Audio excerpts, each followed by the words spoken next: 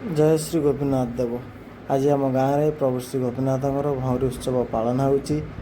प्रतिवर्ष भली गाँव में भौरी पालन हुए और प्रभु चाप खेलती। आपण मैंने जानी उत्कल भौरी और पुरी भौरी एवं जगन्नाथ जब चाप सरला भौरी सरला परदिन आम गाँव में अनुष्ठित हुए। यहाँ गोटे हूँ ओडिया कल्चर ओडिया परंपरार किंवदंती। कहीं दिनक दिन जिते आधुनिकता को आमे आपणे नौथिबा बेले किंतु ये जिनस गाँव जहाँ गोटे जिनस लोक पुराणा लोक अच्छा बोली एटा रोचे बजेकी ता सहित गाँव जो कल्चर और साई जात देखार सब अन्य दृश्य देखते प्रभु केमती चाप खेलुंट।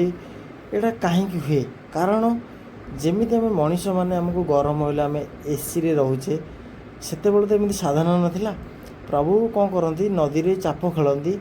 चाप खेल द्वारा प्रतिदिन चंदन लेप होती हेबा द्वारा थंडार आश्वस्ति मिले। से भाव में आम गाँव में देखिपे भार्गवी नदी पठारे प्रभुंकर गोपीनाथ देव भौरी उत्सव पालन होती।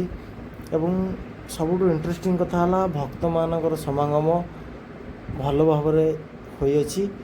ता सहित देखिपे प्रभुंकर चाप ए सरला प्रभु एवं विजे करेंगे मंदिर को लोकंर जो भाव में उत्कंठा एवं आम गाँ ठाकुराणी मंदिर जो भाव में सुसज्जित होती। चलो जीवा अब गाँव साई जात को मन भरी उपभोग करवा। ता सहित प्रभु एवं जस्ट विजे कले चौडल को जीवे। देखु यहाँ जो छताटा से परंपरा कौन प्रभु को छाया देकी प्रभु ऊपर किसी धूलीमुड़ी पड़ोनी। देखिए प्रभु केमती हली हली आसुँच गोपीनाथ देव यहाँ हूँ अन्य परंपरा। एवं जस्ट आम जा गाँव में बुलवा गाँ साई जात एवं सब मन कथा साई जातार तो आम टोका के भूली पार ना। डीजे आजिका समय आधुनिकता समय डीजे तो गोटे निहाती दरकार। ये जिनसटा किए केते कुआड़े सब निजर कार्य व्यस्तता जीवन भितर रोचंती। गाँव में ये जिनसटा भल लगे। देखो मेढ़ केमती बुलूची नागार दृश्यटा सब निरा। यहाँ सूची दूची कि भगवान जगन्नाथ जेमिति नागार्जुन भेष हुअन्ति। देखु नागा भिड़ियाटा सहज कथा नुह। आपण एत मोटार गोटे आपण मुंडरे गुड़िया हम जो भाया गरम हो इमाजिन करें। यहाँ हूँ गोटे निरा परंपरा गोटे आत्मविभोर होगी माने मनरू आसे मु काम करी। गाँव साई जात बुलव गाँव दांडटा सब अलग प्रकार सुसज्जित होगी देखिपे।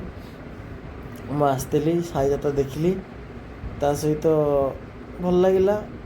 कहीं जदि कोविड पर केते वर्ष आम गाँव में भौरी बंद थिला तत्सहित एवं आरंभ होती देखिपे। आपण मैंने देखंतु उपभोग करंतु। चलन जीवा आस्ते आस्ते टोका पाक जावा पूर्व गोटे जिनस भूली पार नहीं। यहाँ जो देखुं ये कौन यहीटा हूँ उत्कलीय परंपरार भारतर प्रथम स्वाधीनता संग्राम दृश्य। से हूँ 1825 मसीह आमर पाइक विद्रोह होता। यहाँ पाइक विद्रोह सिंबल कहीं इंग्रेज मान विरोध में लड़ाई करने ओडिया वीर मैंने केमिति बाहरी पड़ते निजर शक्ति बल देखिपे। एम स्टाइल थे आज बयस आसिक 50 है से गरमटा रक्तटा देह से गरम हो देखो केम स्टाइल आज टोका भी डरवे केम चलती पूरा रक्त गरम हो आसिले आम टोका दल टोकांकर तो किसी अजुबा नहीं। ता सहित आमर भी किसी डांस किसी झलक देखिपे।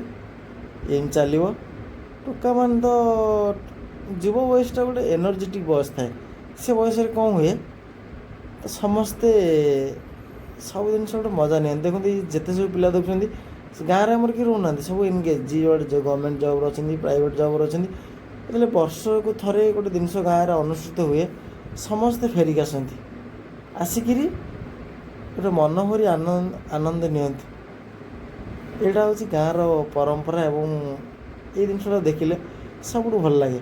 आ सब ये सब देखिए डिफरेंट डिफरेंट जो नाचर किसी व्याख्या ना अलग प्रकार डांस पूरा किए केमी डेई पारा आ बाछी बाछी गोटे बड़ डीजे नहीं आई ଟୋକା ଦଳ କହିଲେ ଡିଜେ ନହେଲେ ଆମେ ଡ୍ୟାନ୍ସ କରିବୁନି। ଏଇ ତ ହେଉଛି ଦୃଶ୍ୟ। ଚାଲନ୍ତୁ ଯିବା, ଏନ୍ଜୟ କଲୁ, ଟିକେ ବୁଲାବୁଲି କରିବା। ଜୟ ଜଗନ୍ନାଥ। ଏମିତି ଭିଡ଼ିଓଟି ଦେଖନ୍ତୁ। ଜୟ ଶ୍ରୀକୃଷ୍ଣ।